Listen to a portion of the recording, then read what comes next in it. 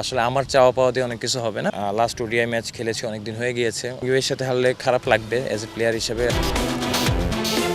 নিউজিল্যান্ডের বিপক্ষে দুইটা ফরম্যাটে অর্থাৎ ওয়ানডে ফরম্যাট এবং 4 দিনের ম্যাচ দুটোই আসলে শেষ হয়ে গেছে। বাংলাদেশ ওয়ানডে সিরিজটা জিতলেও 4 দিনের ম্যাচটাতে আসলে 1-0-তে হেরে গেছে, অর্থাৎ শেষ 4 দিনের ম্যাচটা ড্র হয়েছে এই মিরপুরের হোম অফ ক্রিকেটে। ওভারঅল আসলে বাংলাদেশ কেমন পারফর্ম করলো, নুরুল হাসান সোহান ক্যাপ্টেন তিনি আসলে কতটুকু সন্তুষ্ট দলের পারফরমেন্স নিয়ে সব কিছু নিয়ে কথা বলবো। শুরুতে একটু আপনার পারফরমেন্স নিয়ে কথা বলতে চাই। এই টিমের বিপক্ষে লিস্ট এ যেটা ছিল, অর্থাৎ যেটা ওয়ানডে ছিল, সেখানে আপনি একটা সেঞ্চুরি করেছেন, 4 ডেতেও একটা সেঞ্চুরি করেছেন। নিজের পারফরমেন্স নিয়ে হয়তোবা আপনি সন্তুষ্ট। ওভারঅল যদি বলি বাংলাদেশের এই টিমের যে পারফরমেন্সটা এবার নিউজিল্যান্ডের সঙ্গে কেমন ছিল, আসলে দলটা তো খারাপ ছিল না আসলে প্রতিপক্ষ। অবভিয়াসলি দেখেন, আমি যেটা বললাম ওডিআইতে কিন্তু আমরা খুব ভালো একটা এক্সপিরিয়েন্স টিম ছিলাম। 4 ডেতে কিছু চেঞ্জ হয়েছে, বাট আমার কাছে মনে হয় যে আপকামিং এবং সবাই অনেক দিন ধরেই খেলতেছে।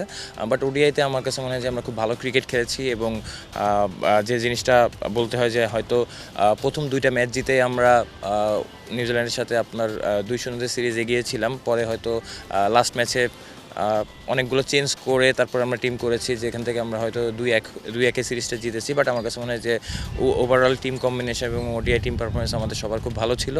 ইভেনচুয়ালি 4 ডেতে আমাদের অনেক উন্নতির আরও অনেক জায়গা আছে। আসলে ব্যস্ত ছিলেন, খুব বেশি ব্যস্ত ছিলেন এ দলের সঙ্গে।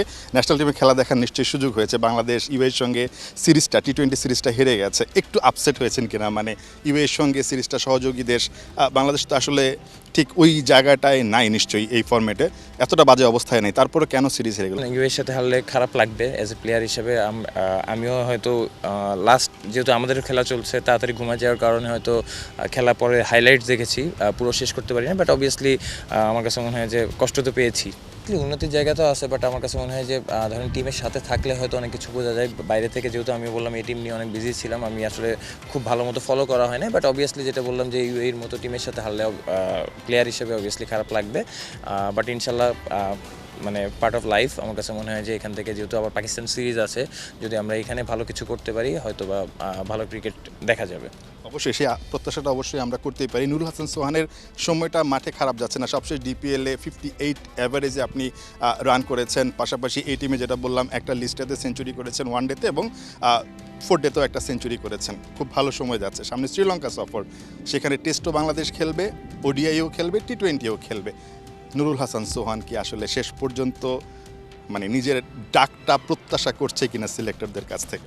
এটা আসলে দেখেন আমার কল না। আমার কাছে মনে হয় যে অবভিয়াসলি লাস্ট ওডিআই ম্যাচ খেলেছি, অনেক দিন হয়ে গিয়েছে। অবভিয়াসলি যেটা বললাম যে সবসময় ন্যাশনাল টিমে রিপ্রেজেন্ট করা একটা আনন্দের ব্যাপার। যদি অবভিয়াসলি সুযোগ আসে নিজের সেরাটা দেওয়ার চেষ্টা করবো। সেটা তো অবশ্যই চেষ্টা করবেন, বাট মাঝে মধ্যে ওই যে নিজেদের সেরা সময় আমরা অনেককে দেখি আসলে যে কলটা আসে না, এটা কখনো আপনাকে কোনো কারণে একটু হতাশ করে কিনা? যেটা বলছিলেন ওয়ানডেতে আপনি ভালো ক্রিকেট খেলেছেন, আপনার 82 খুব সম্ভবত অ্যাভারেজ, তারপরেও কী কারণে নেই আসলে আমরাও অনেক সময় বুঝি না, বা সেই ব্যাখ্যাটা আমরা অনেক জায়গা থেকে পাই না। একটু হতাশ করে কিনা আসলে, মানে রাইট টাইমে কলটা না আসলে? না দেখেন, এটা মেন টু মেন অনেক কিছু ভ্যারি করে। অবভিয়াসলি পার্ট অফ লাইফ এবং আপনাকে আপস অ্যান্ড ডাউনের ভিতর দিয়ে যেতে হবে। বাট যেটা বললাম আমার কাজটা হচ্ছে মাঠে পারফর্ম করা। অবভিয়াসলি এটার জন্য আলাদা কিছু মানুষ আছে, কলটা তাদের কাছ থেকে আসে। তো আসলে আমার চাওয়া পাওয়া দিয়ে অনেক কিছু হবে না। বাট আমি যেটা করতে পারি হয়তো নিজের সর্বোচ্চ দিয়ে চেষ্টা করতে পারি, এটাই।